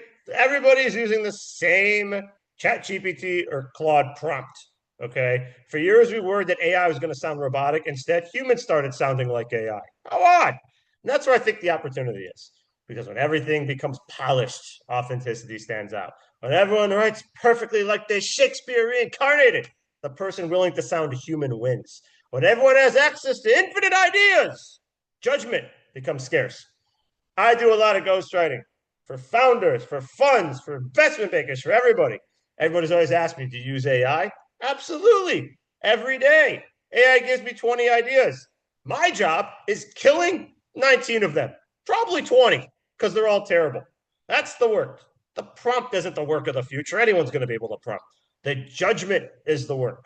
Okay? The judgment is always the work. Back in the day, Michelangelo, not the Ninja Turtle, I had to look this up, the artist, he said, I saw an angel in the marble and I carved until I set him free. Now imagine if he had ChatGPT, could generate 1,000 statues. Michelangelo still has to decide which one is worth carving. That's taste. Steve Jobs talked about this constantly. He believed innovation wasn't about saying yes. It was about saying no to 1,000 things. Nothing's changed. AI just gives you 1,000 things. Now you have to say no. And that is becoming one of the most valuable skills a founder can have. Startups don't die from a lack of ideas. They're everywhere. Pick them out of the air. They're everywhere. They die from too many. Too many features, too many customer segments, too many partnerships, too many great opportunities, too many random thoughts going in too many random directions. Every founder in this room will have AI telling them that they can do 10 more things. Your job is deciding which one deserves your attention. Okay. Jeff Bezos said people who are right a lot change their minds a lot. Yes. Notice what he didn't say. He didn't say the smartest people win. He said people with the best judgment win. There's a difference. Intelligence gives you answers. Judgment tells you which answer matters. And the more I use AI, and I use it a lot, the more convinced I become we've been asking the wrong question. The question isn't, can AI think? Yes, it can. Duh. The real question is, can you still think after AI gives you an answer? Because the founders who build iconic companies are not going to be the ones with the fanciest prompts. They're going to be the ones who know when the machine is wrong, or worse, when it's confidently average. And I think that's where the next generation of great founders will separate themselves. AI won't be the reason, but being a better human will be. And you are already ahead of everybody, because right now people just put an idea in there, a prompt, they copy and paste it, boom, they're done. They don't even double check it. Think could be hallucinating. Nobody cares, which is why you have to have taste, okay? The biggest misconception about AI is that people believe it's going to reward intelligence. No, not at all. It's going to provide intelligence. It's going to reward taste, okay? For most of history, intelligence was a thing that nobody had. Okay, if you were the smartest person in the room, you had an advantage because you knew something everyone else didn't. Today, we're walking around more intelligence in our pockets than entire companies had just a decade ago. Ask Claude a question, ask ChatGPT a question, it'll give you a phenomenal answer in seconds. It's credible, not doubting it. It's also why intelligence alone is becoming less valuable. When everyone has access to the same answers, the advantage shifts to something else. Judgment, taste, knowing what actually matters. As I said, Steve Jobs, innovation is saying no to 1,000 things, okay? Apple wasn't remarkable because they could build a bazillion features. They were remarkable because they had the discipline to kill all those features, okay? The iPod wasn't successful because of the 50 buttons it could have. It had one wheel, okay? Google became dominant because everyone else was trying to cram weather widgets and stock tickers and horoscopes onto the homepage. Google looked almost unfinished when it launched, but that was the point. AI is going to give every founder 1,000 ideas. Your job is deciding which 999 deserve to die. That is the definition of taste, okay? One of the things I've learned from doing content for founders across industry verticals and running for all these companies is that writing is not the hard part. AI can write. Get yourself a book before you go to dinner, okay? Most people in the room can probably write something that's decent, okay? The difficult part is deciding what deserves to be written in the first place. That's why I always laugh whenever someone says AI is going to replace writers or creatives or artists or builders or innovators. No, it's going to replace blank pages. The hard part has always been having something worth saying. That is still your job. The same thing is happening with entrepreneurship. AI can help you build a prototype over the weekend. I've done it myself. Hasn't been that good. It's terrible. It can write code. It can draft investor updates. It can summarize customer interviews. It can even help you write a pitch deck that looks surprisingly convincing. What it can't do is decide whether you're solving a problem that anyone actually cares about. And that's where founders earn their right to be founders. It's where they earn their equity. Okay. I've met plenty of founders who can kill it with their explanations of every feature of their product. Much fewer can explain why someone is going to pay for it. Why does the world need it? Those are very different conversations. Customers don't buy features, okay? Investors don't fund features. They fund conviction, they fund insight, they fund founders who have noticed something everyone else ignored. That's why I think curiosity is becoming more valuable than intelligence. Curious people ask questions AI doesn't expect, doesn't train for. You make it go crazy with the computation. They chase ideas that don't fit nearly cleanly into a prompt. They notice tiny frustrations that everyone else has accepted as normal. Great startups begin with someone saying, why is it done this way? It's not an intelligence problem. That's an observation problem. Funny thing is, AI is trained on the past. Every book, every article, every GitHub repository, every forum, it's extraordinarily good at recognizing patterns that already exist. But entrepreneurship has never been about repeating the past. It's about seeing a future that doesn't exist yet. That's why some of the greatest startup ideas sounded ridiculous at first. If they sounded obvious, somebody would have built them. If renting out your spare bedroom sounded obvious, there wouldn't be an Airbnb. If having a stranger come pick you up in a car was obvious, there wouldn't be an Uber. If having communication outside of email with your team was obvious, there wouldn't be a Slack. And again, that goes back to Jeff Bezos. People who are right a lot change their minds a lot. That's the judgment. Okay, you're going to pivot. You're going to change your mind a lot. AI is not going to do that for you. It can't give you wisdom. You have to earn it. Okay, it's earned through your experience. The bad hires, the people that ghost you, the customers that say they're in and never pay, the failed products, the awkward pitches, launching too early, launching too late, trying to raise money, running out of money, getting rejected, getting lucky, and then trying to figure out which one it was. That's what AI can't do. Only you can do it. Those experiences are your internal operating system, not your prompt history. And that's incredibly optimistic. Okay. If intelligence is becoming abundant, then being deeply unapologetically human becomes more valuable, not less. Your experiences matter, your instincts matter, your sense of humor matters. Trust me, I know. Brain behind venture comedy. All right. The weird combination of things that only happen to you matters. So yes, AI can help you build faster. Use it. Abuse it. Do what you want with it. Still can't tell you what's worth building. And I think that's why founders will always matter, because there's things that AI can't fix. Now, the longer I use AI, the less interested I become in AI itself. I'm more interested in what it reveals about people. If I give two founders the exact same tools, the exact same prompts, in the exact same amount of time, they'll build two completely different companies. Not because one of them has Claude or one of them has ChatGPT. Sure, the free plan's not going to do what the paid plan's going to do, but it comes down to judgment. AI doesn't eliminate the differences between people. It will amplify them. That's why we're entering an era where the founders matter more than ever. This is our time, like the Goonies said. It's our time down here. One of the biggest myths in technology is that success comes from having more information. It doesn't, okay? Google didn't make everyone a brilliant entrepreneur. YouTube didn't make everyone a Michelin chef, even though they wanted to. Reddit didn't make everyone an expert on therapy. Okay. Information has been cheap for a long time. Execution? No. Always expensive, and you got to pay it. Judgment? Same thing. The people who always build great companies aren't the people with the most information. They know which information to ignore. And I think that's one of the reasons so many people are anxious about AI. They're treating it like a replacement for thinking instead of a tool for thinking. That is a major difference. Okay. Warren Buffett said, risk comes from not knowing what you're doing. AI can absolutely help you understand an industry faster, summarize research, explain a balance sheet, teach you Python in an afternoon. What it can't do is decide whether you should bet the next 5 years of life on your idea. And you can ask it, and it'll say, oh, I think you should, and it could be completely wrong. Okay. It doesn't have your intuition, doesn't have your experiences. That's still your decision, your risk, and in my case, and in your case, your reward, provided you do it. One of my favorite things about founders is that they're professionally unreasonable.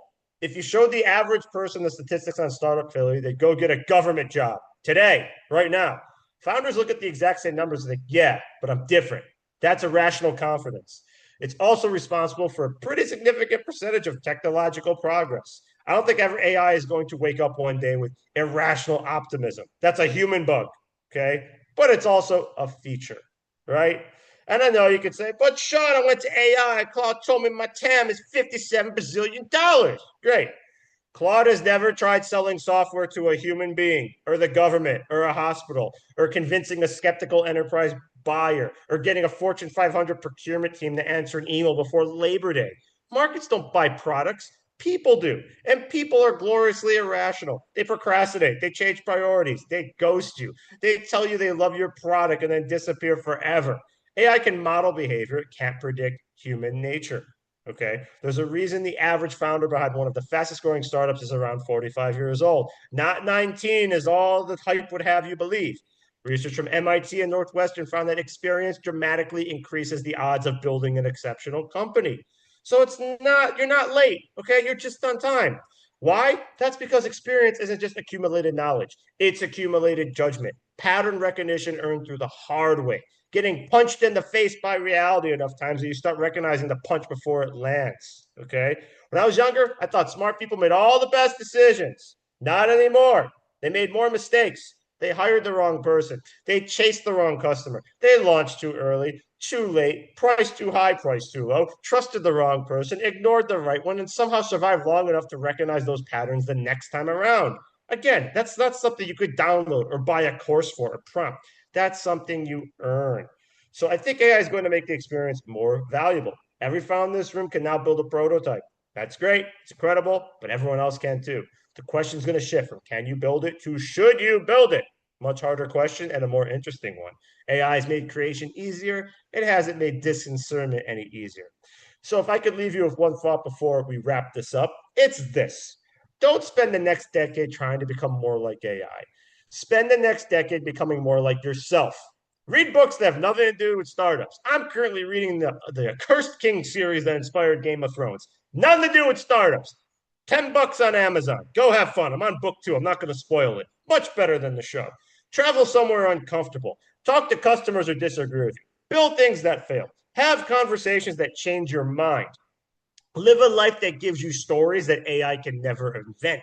One day, every founder will have the same tools. They're not going to have your experiences. They're not going to have your instincts. They're not going to have your judgment. They're not going to have your background. And that's the part that's always going to be impossible to automate. So as we come to the end of this talk, because I know people are like, when's it end? Don't worry, it's coming to the end. I'm moving with it. I'm getting here to the final thought. We spent the last 2 years asking the wrong question, in my opinion. Everywhere I go, someone asks, do you think AI is going to replace us? And I understand why people ask it. It's a scary question, but it's a wrong one. Question is, what happens when everyone has AI? That's the future. That's what's going to happen, okay? Everyone's going to have access to it. Everyone kind of already does, okay? How are they using it? I don't know. To do their homework? To turn in work that slop? To write horrible LinkedIn posts and tweets and try and build an agent that malfunctions because they don't know how to use it? I mean, there's a lot of different things that's going on with it. But I don't think the winners of the next decade are going to be determined by who has the best AI. Again, they're going to be determined by who's the most interesting human being in the room. Curiosity, judgment, conviction, humor, big on that, empathy, leadership. They're not becoming obsolete. They're becoming scarce. Scarcity creates value. Think about the people you admire most, the founders you look up to, the leaders who changed industries. Do you admire them because they had access to better software? No. You admire them because they saw something everyone else missed. They made difficult decisions when there wasn't an obvious answer. They inspired people to follow them. They earned trust. They didn't have to prompt to do that, okay? None of them came with a monthly subscription for that. One of my favorite quotes comes from Alan Kay, who said, the best way to predict the future is to invent it, okay? AI is an incredible invention. It'll help us all invent faster. Still won't tell you which future is worth building. That's going to always be your job. Entrepreneurship has never been about having the right answers. I don't have them. I wish I did. Nobody does. It's been about asking questions everyone else overlooked, making decisions before they're obvious, and believing in something long enough that the rest of the world eventually catches up. So what should you be doing as you move forward into this AI age? Okay, just learn every tool you can get your hands on, every AI tool. Experiment constantly. Build faster than you thought possible. Automate the work that doesn't require your brain. Nobody likes drudgery. Automate it. Get it out the way. But don't automate your curiosity. Don't automate your skepticism. Don't automate your brain. Don't automate your relationships. And for the love of God, don't automate your personality. The internet has enough perfectly polished, completely forgettable founders already. And yes, I know AI can do almost everything now. Maybe. Okay. I've never seen an AI convince a co-founder stick around after 6 months of bad news. I've never seen AI calm a terrified employee after payroll almost in the clear. I've never seen AI build trust with a customer who's betting their career on your product. Technology has always been good at making us more efficient. Business has always been about helping people. I genuinely believe this is the greatest time in history to become a founder. Okay, it has nothing to do with AI. It's because the barriers to building have collapsed. Even an idiot like me can vibe code his way to something that's usable. Okay, cost of experimentation has collapsed. Single founder with conviction can now build something that would have required an entire engineering team just a few years ago. This is a massive opportunity, but the opportunity doesn't build the company. Founders do. So, as we leave here tonight, I hope you become obsessed with AI. I hope you learn it. I hope you master it. I hope you use it every day. I also hope you never confuse using a tool with becoming one. Because one day, everyone in this room is going to have the same models, the same agents, the same automation, the same technology, the same unfair advantages that no longer feel unfair because everybody has them from grandma down to your neighbor that thought AI was a guy named Al. What they won't have is you. Experiences, failures, instincts, taste, judgment, your ability to see around corners, your willingness to bet on an idea before everyone else believes it. Those things, impossible to copy, impossible to automate, impossible to emulate. Those things are what makes great founders. And that's why I called this talk, You Are Still the Machine. Because you are. I want to thank everyone for listening. Congratulations to everyone graduating tonight. I can't wait to see what you build. If you have any questions and we got time, I'm happy to answer them. I know it's a little fast, but I keep it light, keep it loose, keep it funky, keep it fresh. Thank you for having me. Shaun, there's a reason why we kept you for last. You brought the energy. I think you woke everyone up, right? I am come on. pumped. Come on. Right? I'm ready to go out and pay the town rent right now. All right, let's do it. We have about 10 minutes. But before we open up to questions, I would love to take a group photo. So everyone who is still on the call, I know some of you dropped off, but for those who are still on the call, if you want to put your cameras on, let me set this up right. Adana, are you gonna do the screenshot? Yes, I see everyone turning on their cameras. I was a bit worried. All right. Just now. So now we have a good view to take this shot. Hang on, let me put on some makeup. Let me fix my you lipstick. take your time. All I'm right, giving you all some right. time. While I organize this, it's like a little 30 seconds you'll have. So organize yourselves. And I would say 1, 2, 3 cheese, okay? 1 second. Make sure everybody's on the screen. Oh, guys, some people are split. So we have to do two photos, okay? Okay. All right. So 1 sec.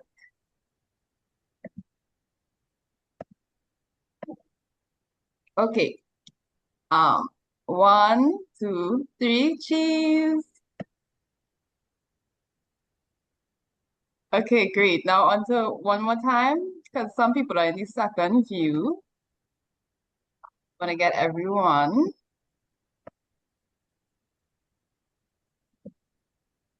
Okay. Rowan, I'm sorry, I don't think you're in the second view. That's all right. I'm seeing a big smile. Okay. Okay, second view, 1, 2, 3, cheese. Okay, amazing. Thank you, everyone. Awesome, Got it. awesome. Yeah. Shaun, let me put you back on the spotlight. All right, so we got 10 minutes left. Much love, much thanks to everybody that supported us. Big shout out to the founders who made it to the end. I hope the community continues to support the founders in the next chapter of their journey. We certainly will be. Much love to the mentors who showed up today and who have showed up over the past 10 weeks, rolling up their sleeves and being in the trenches with the founders. Partners, Cayman Enterprise City, Levuka Venture Lab, Solis Credit, we can't do what we do without your support. Last but not least, my team. None of this happens alone. This is not a one-man show. Nike, Adana, Michael, I can't ask for a better team because you guys bring the passion, you bring the love, and we show up every day to help the community that we're building. That's it for me. So we're officially ending, but we have 8 minutes on the clock, and Shaun's time is precious, and I would love us to pick his brain. So using the raise hand feature, we got 8 minutes. Keep your questions nice and tight so that we can get through as many of the questions in the remaining 8 minutes as possible. Yeah, happy to answer them. You can raise your hand. You can drop it in the chat. I appreciate all the love in the chat. Feels like you're back in the 1990s. I don't know what that means, but sure, I love the 90s. Pure gold. Thank you, pun intended. I hope everyone needs the recording. Yeah, you're gonna have recording. All right, good stuff. Can I get the speech to keep me when Claude does not want to give me any emotional tokens? Yeah, I mean, why not? You know, I mean, I have a friend named Claude. Just give him a text. They'll hook you up. You know, provide emotional support. Yeah, but I'll answer any questions. I mean, I started one of my biggest entrepreneurial journeys in the Caribbean. I used to throw all the parties in Nassau for spring break. That's right, Bahamas.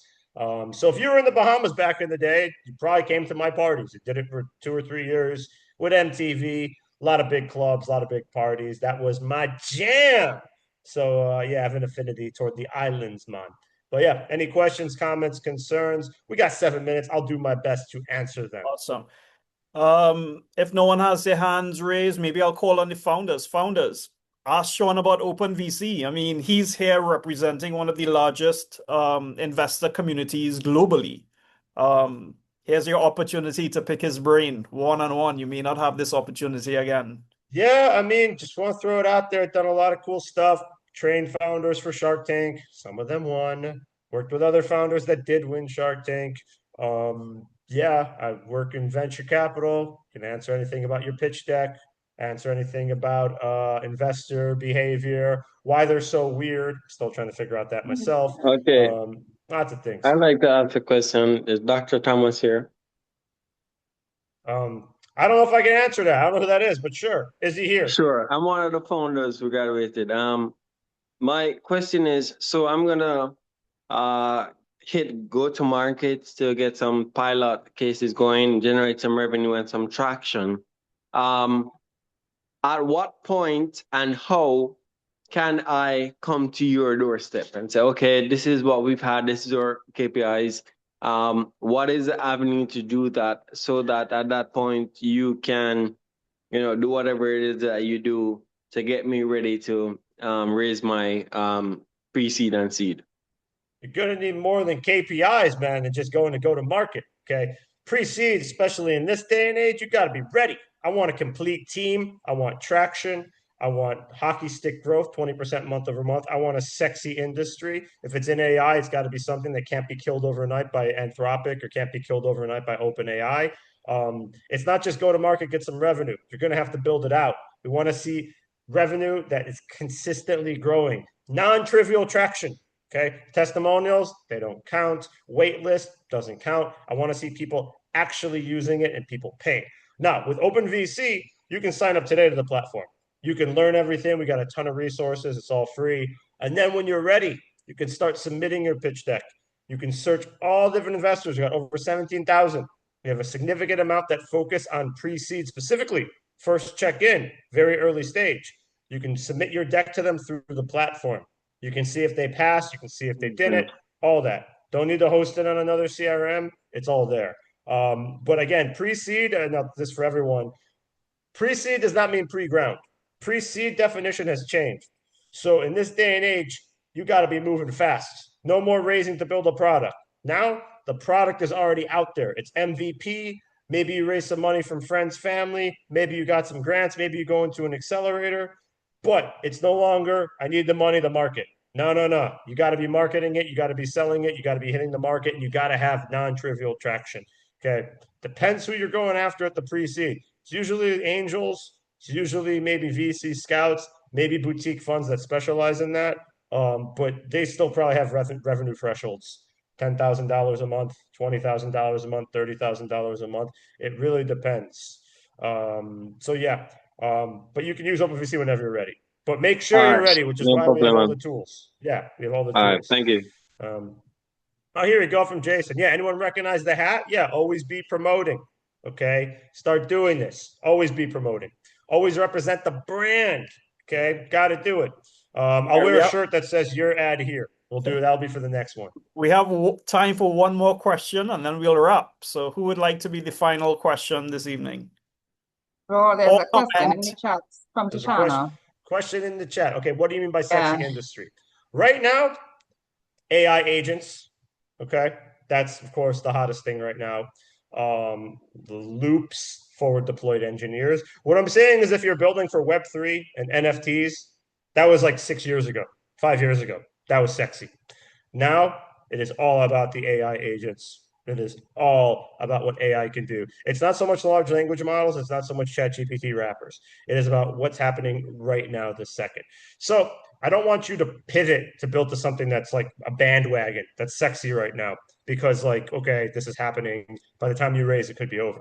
Build for you. Build for what your customers need. Okay, don't base it on what's trending, because if you base it on what's trending, it's always going to be changed.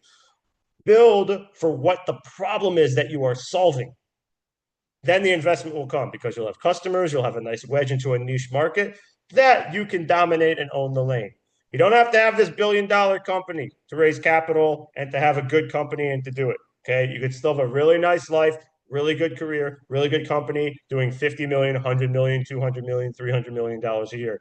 Don't let the headlines fool you. Okay, it's very hard to have an exit for 70 bazillion dollars. It's very tough. But build for what your customers need you for. What do they need you for? They need you for something, and it's not because you're building because everyone else is doing it. That's the wrong mentality. So I hope that answers your question. We got 2 minutes left. If there's anything left, I can do it real quick. Lightning round, if anybody has it. Yep. Who's up next? Just unmute. Fire away. Anything? Nope. Okay. Okay, love it. When I meant 90s, I meant MTV when it was good. Okay, yeah. Well, I used to work with MTV. So yes, of course. Yeah, it was fun. And bring it back. Bring back all the MTV stuff I used to do. Bring back the good stuff. Bring back spring break. All right, awesome. So we're at the top of the hour, Shaun. Thanks again for closing us out. You brought the energy, you brought the heat. The founders have free access to OpenVC to connect with over 17,000 investors. Correct. And combined with Founder Institute's Global Investor Network, we're certainly positioning them for success in the future. So for everyone who came out this evening to celebrate today, our founders made it across the finish line. Please keep them top of mind going forward, because just as it takes a village to raise a child, so does it also take a community to build a startup. Thank you. Have a great night, everyone. Thank you, guys. Rock on. Good night, everyone. Thank you. Thanks so much. Good night. Bye-bye. Everyone. Congratulations, everyone. Have a great night.